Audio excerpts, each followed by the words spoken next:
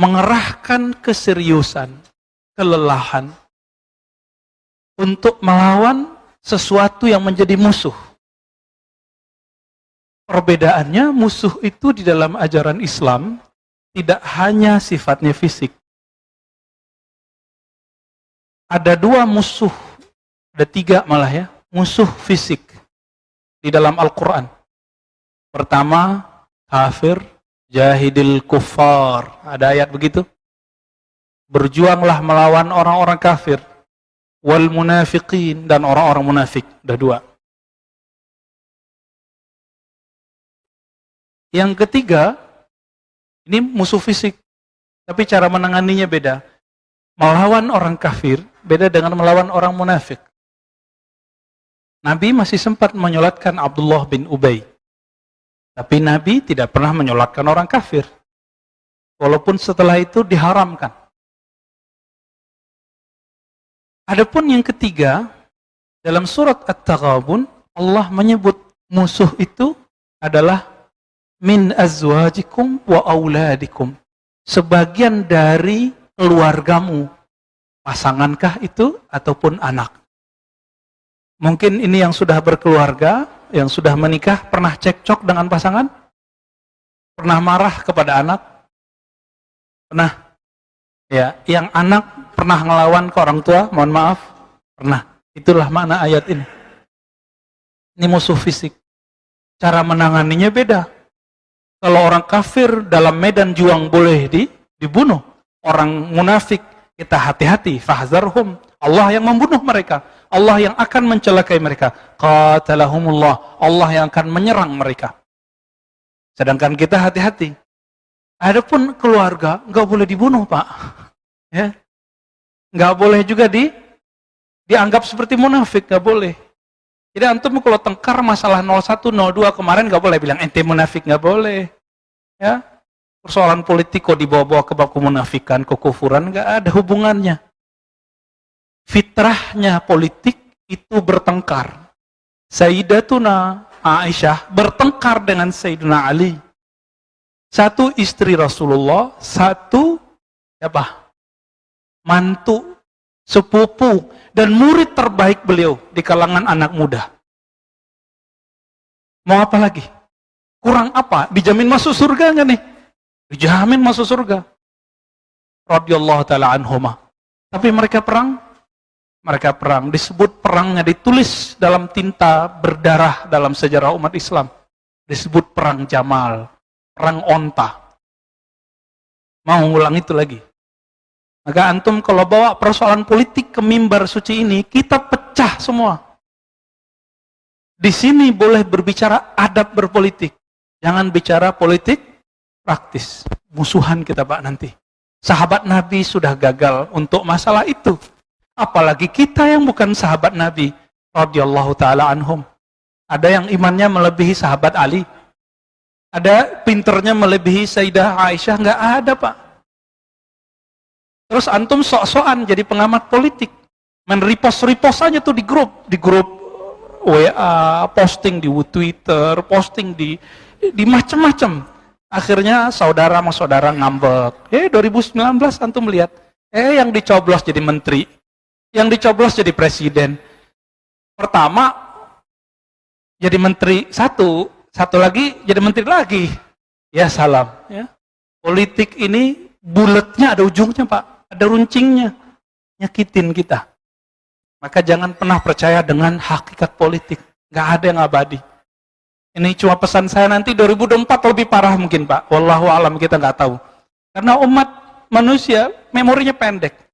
Katanya Amerika negeri paling demokratis. Coba lihat Pak kemarin.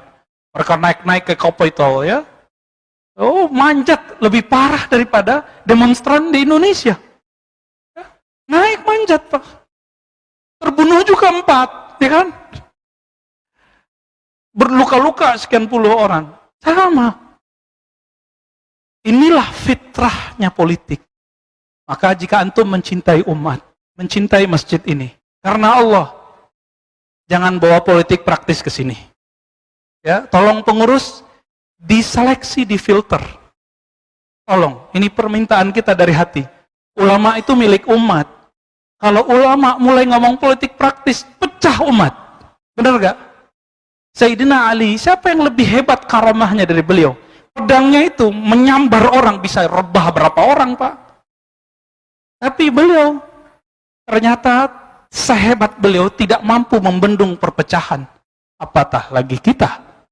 Maka saya dari dulu, Pak, saya pernah diusir cuma ngomong ini. Di suatu masjid. Diusir pas saya diteriakin di luar pakai Allahu Akbar. Dia tidak tahu di dalam hatiku juga lebih ada Allah yang lebih besar. Nama Allah lebih besar. Aduh, teriak kita takbir sama dia, kalah juga dia takbir. Kita takbir, bulu roma kita berdiri.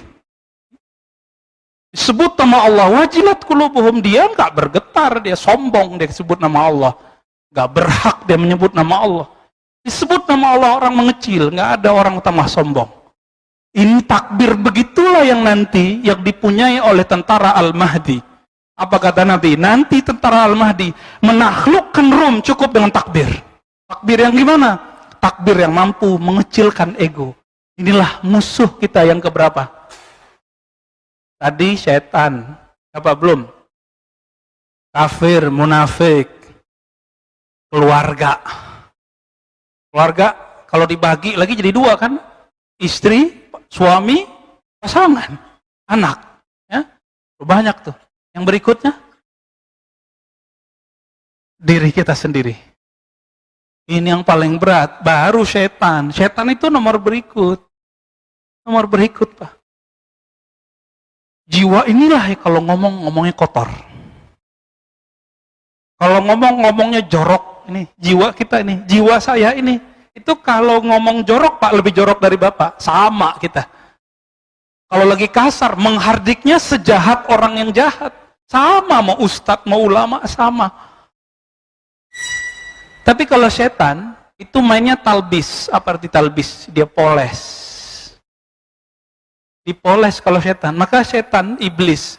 Mbahnya setan namanya iblis. Nama kecilnya Azazil. Nama Arabnya Haris. Yang pernah menjaga surga ribuan tahun. Beribadah terus. Ternyata orang ibadah gak jaminan hatinya beribadah. Sujud, zikir terus selama tinggal di surga. Ketika Allah meniupkan rohnya ke dalam tubuh yang bernama Adam. Dia tidak mau menghormati Nabi Adam dengan sujud. Nah ini kita kabari dari sekarang, Pak. Dari sekarang kita kabari. Tentara Dajjal salah satunya nanti orang yang banyak ibadah tapi pewaris iblis. Dia dengan tambah ibadah tambah sombongnya. Gak mau dia menghormati orang yang hatinya bening. Sedangkan tentara Al-Mahdi orang yang hatinya bening, walaupun bermuluan dosa, Allah akan tarik dia, diselamatkan dia. Kita ini kan banyak dosa semua, Pak. Ada di antara kita ini yang hadir yang gak punya dosa. Semua kita banyak dosa. Maka kita minta ampun kepada Allah atas dosa masa lalu, sekarang, dan masa depan. Semoga jika Allah panjangkan umur ini, Allah beningkan kolbu kita, Allah jernihkan ruh kita. Jadi berapa musuh kita? Berapa dihitung, Pak? Musuh yang terlihat 3 golongan. Kafir, munafik, keluarga. Musuh yang tidak terlihat, diri sendiri, dan syaitan. 5, Pak, kita musuh. Lalu yang disebut mujahadah di sini, ya 5 itu. Di kitab ini. Maka dimulailah oleh beliau dari nomor yang 4.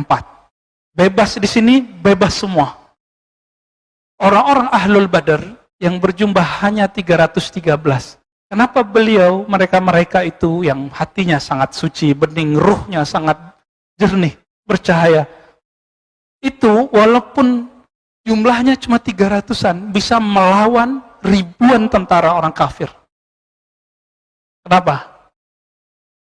Karena mereka beres ngurusin yang nomor 4. Ini yang Nabi katakan dalam hadis sahih Imam Tirmizi. Inna a'da'ika ma baina janbaik. Musuhmu yang paling berbahaya dirimu. Mau dia ustadz, mau dia orang biasa, sama. Justru nafsiyah saya yang belajar kitab, belajar ini lebih bahaya dari bapak ini. Loh kenapa? Saya tahu main ngelesnya saya bisa, Pak. tinggal ngeles. Bapak kan bisa ngeles kan?